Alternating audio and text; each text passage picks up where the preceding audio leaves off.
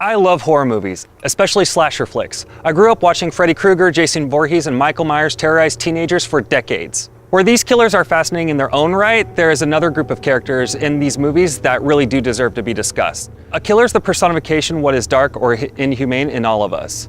But the sole survivor shows us what's good in us and what we can accomplish. As of the making of this video, the 2018 Halloween movie will be out soon, and though I have not seen the movie yet, there seems to be a lot of focus centered on the survivor of Michael Myers' original night of murder, Laurie Strode, played by Jamie Lee Curtis. She is one of my favorite scream queens, and there is also a lot of talk about how she suffers from post-traumatic stress disorder or PTSD. So I thought this would be a good time to use Laurie to talk about the disorder. The thing is about the Halloween franchise is that there's not just one timeline, but a few. So let's focus on Laurie Strode on the timeline that follows the original Halloween, Halloween 2, and H2O.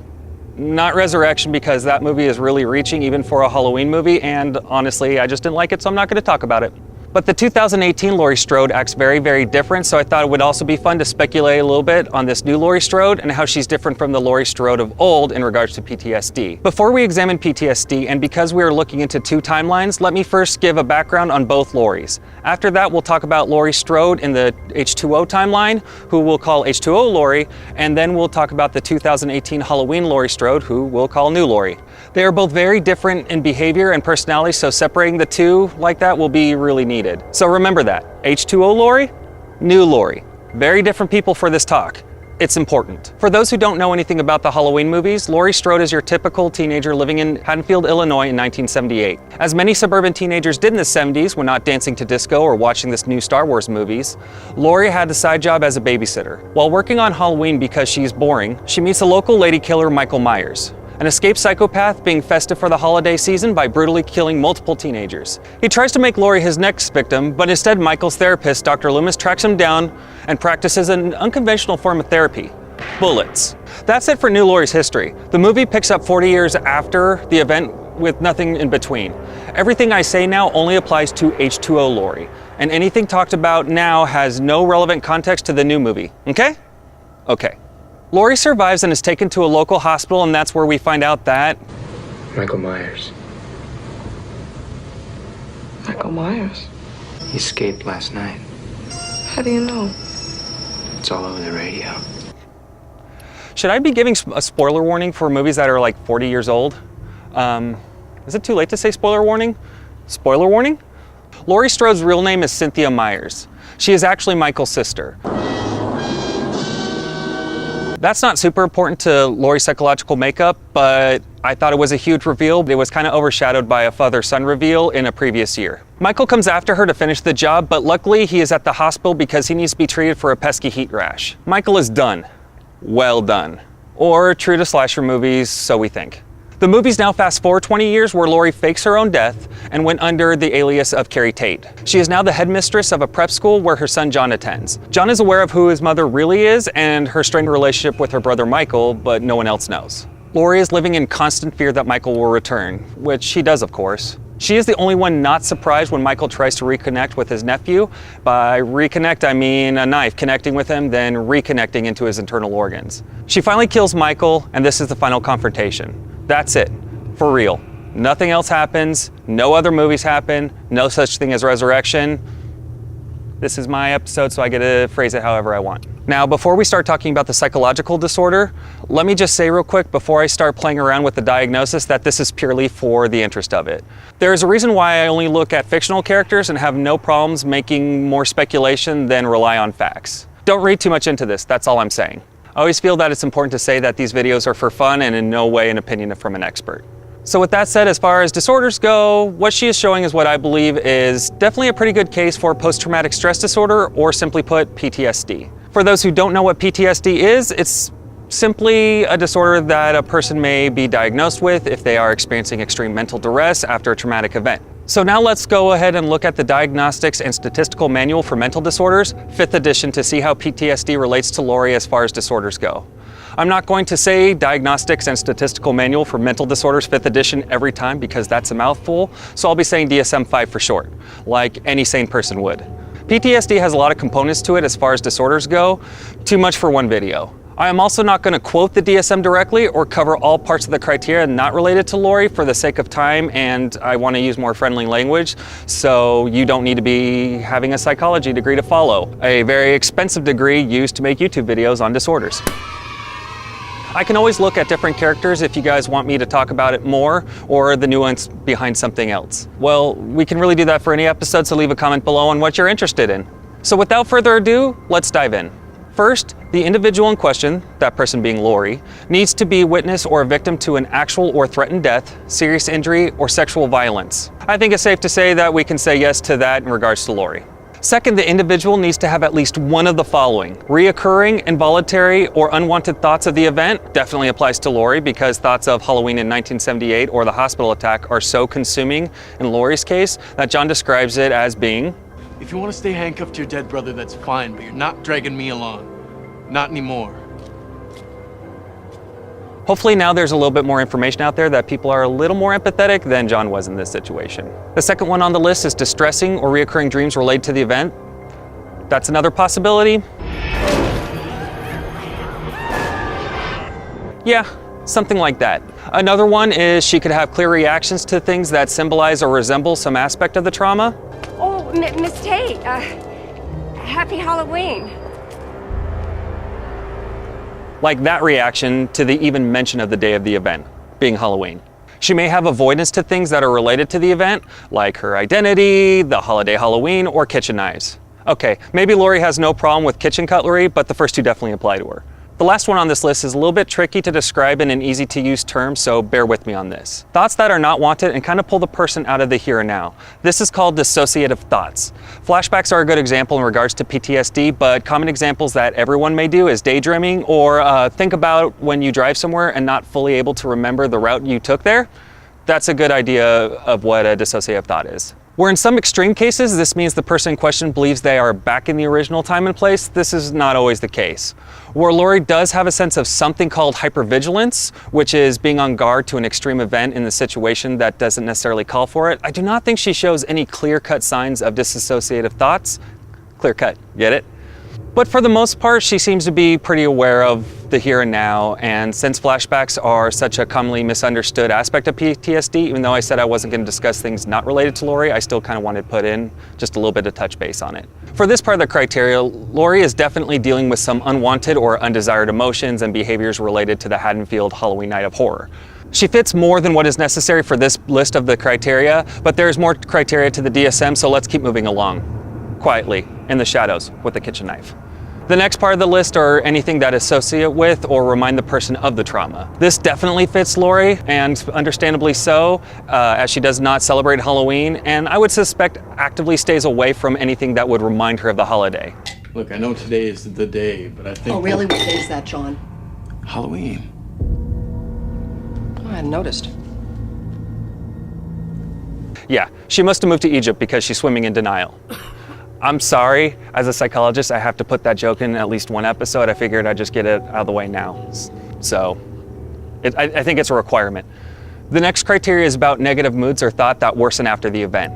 A person needs only 2 out of 7 possible symptoms here, but 3 fit Laurie pretty well here, so we'll only talk about those. The first one is being in a constant negative state, such as her fear of Michael finding her, which is definitely true. Again, faking your own death to avoid a family reunion is a pretty good indicator of that. The second is feeling detached or disconnected from others, which I think is relevant, as she seems to have no friends and her only real romantic relationship, she kind of keeps Mr. Hunky Guidance Counselor at arm's reach. The third is simply difficulty or unable to feel positive emotions, which, though the whole movie kind of shows that's readily apparent. Why aren't you going camping, Miss Tate? Because it sounds like fun. She's joking here, but is she really? Is she really? She's not really. Laurie doesn't really seem to enjoy anything from what we see, and anything that would normally bring her any form of happiness, like a certain guidance counselor, she seems to see it more as a compromise for her hiding out. So yeah, I'd say this fits enough. Needless to say, her symptoms definitely have worsened due to family game time with Michael. Now, the last 3 criteria are more general qualifiers, so we'll just breeze over them as a general whole. The first criteria is that the symptoms need to stick around more than 1 month and at least 6 months after the event. 20 years covers both because that's how math and time works. Second, the symptoms are not attributed to substance abuse. Laurie's symptoms are not from an acid trip or a drunken binge. Laurie drinks a lot, sure, but that's more of a coping mechanism. It's more about Mike Myers and not Jack Daniels that is the cause of her distress. Finally, the symptoms must also affect the person in a negative way in their lives. If something does not affect thoughts or behaviors in a way that causes problems in their day-to-day lives at some level, then it wouldn't be defined as a true disorder, and it goes without saying, Laurie most definitely is impacted, usually with a weapon, by her trauma. To give you an idea on how complex all the elements of PTSD are, I could easily go for another 10 sequels and have plenty of new information to add. PTSD is a disorder caused by a number of things, such as war as a combatant or as a civilian, kidnapping, natural disasters, or even something like waking up in the middle of certain surgeries. Even how PTSD can affect someone drastically varies. Laurie is a great example for this point, as we have two different timelines that we see her in. The new Halloween movie cuts out all the other movies past the first one as far as continuity goes. She's not even related to Michael in the new timeline. Do I think Laurie has PTSD in this new movie? I do. But she behaves very differently. I've not seen the new Halloween movie because as of the taping of this episode, it isn't even out yet. Just for you, big guy. So I'm going to be drawing theories and conclusions based off the few trailers that we have watched, from the bushes or from dark corners, with a kitchen knife, things like that. With that said, Laurie in this timeline is so different from how she handled the events and the encounters of Halloween. I wanted to talk about it. So I'm gonna. So this is when I'll start referencing H2O Laurie from the original timeline and new Laurie from the continuity in the new Halloween movie. Everyone knows Michael is alive and locked far away from everybody.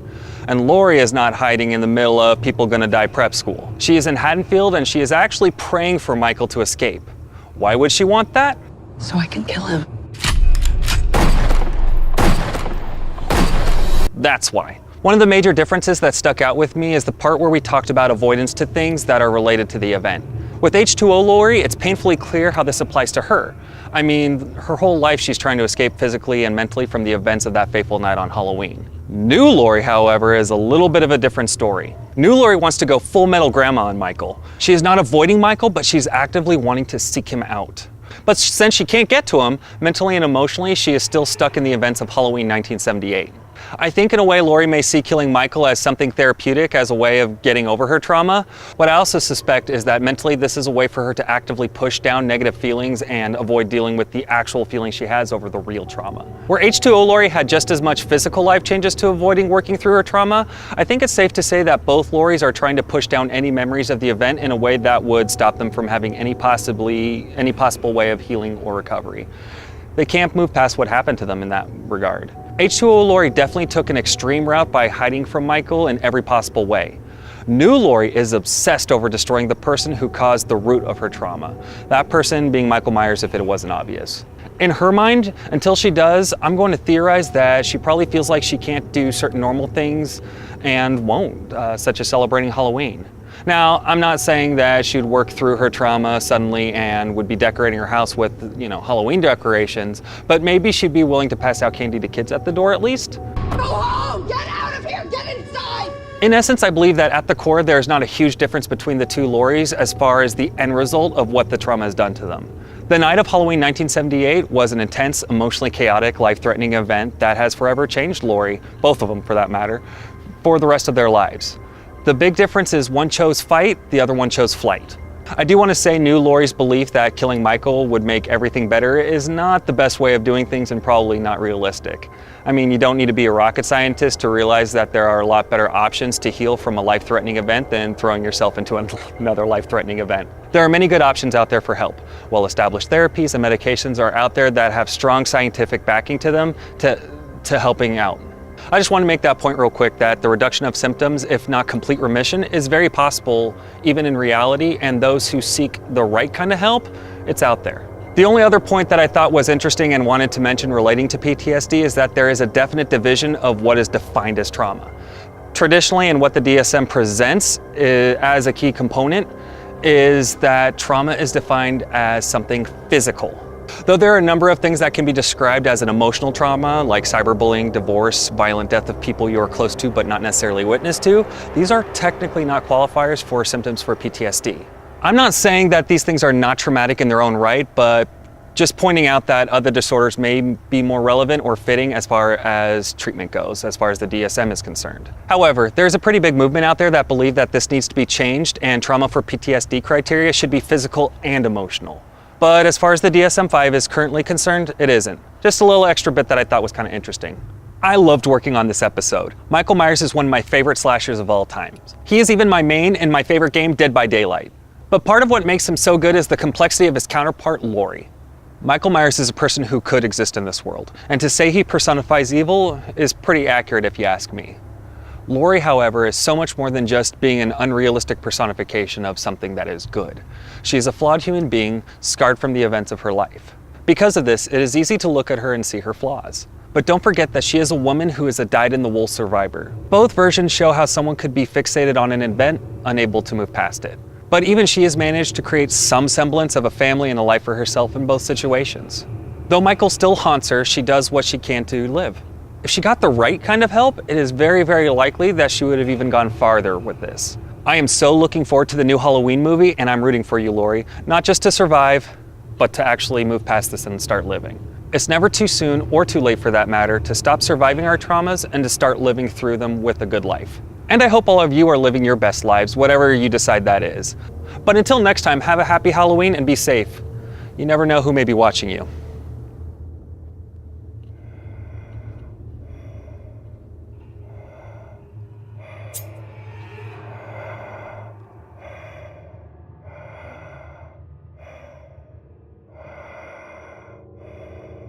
So there's a lot of components to PTSD and it requires a lot of information. So I actually consulted with a friend of mine who's a licensed therapist. I didn't actually ask if it was okay to say her name, so I'm not going to say your name, but I did want to say I know how busy you were and that you really tried to find time to fit and give me a full spectrum of talking about everything. So you know who you are. Thank you so much for your help. I appreciate it greatly.